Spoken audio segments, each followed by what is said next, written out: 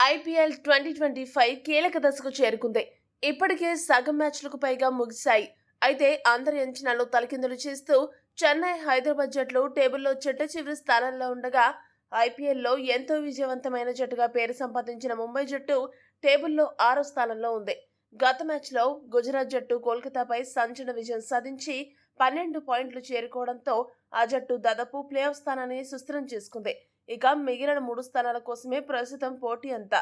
ఈ రేసులో ఢిల్లీ, బెంగళూరు, పంజాబ్, లక్నో జట్లు ముందంజలో ఉండగా, ముంబై జట్టు తాజాగా ప్లే ఆఫ్ రేసులో మేమున్నామంటూ 3 వరుస విజయాలు సాధించి సత్తా చాటింది.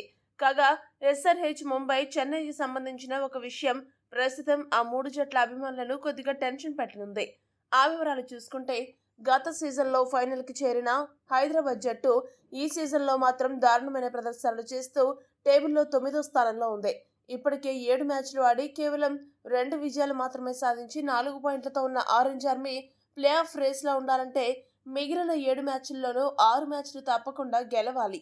ఇక ముంబై విషయానికి వస్తే 8 మ్యాచ్లలో 4 గెలిచి 8 పాయింట్లతో 6వ స్థానంలో ఉన్న ఈ జట్టు మిగిలిన 6 మ్యాచ్ల్లో 4 మ్యాచ్లు గెలవాల్సిన పరిస్థితి ఏర్పడింది. చెన్నై విషయం చూసుకుంటే ఆ జట్టు పరిస్థితి ఈ ఏడాది అత్యంత దారుణంగా ఉంది.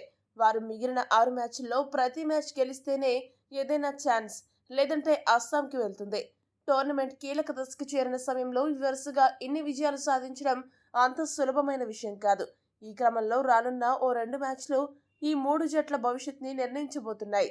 అదేంటంటే, హైదరాబాద్ జట్టు వారు ఆడబోయే తదుపరి మ్యాచ్లలో ఏప్రిల్ 23వ తేదీన మొదట ముంబైతో, ఏప్రిల్ 25న చెన్నైతో తలపడబోతుంది.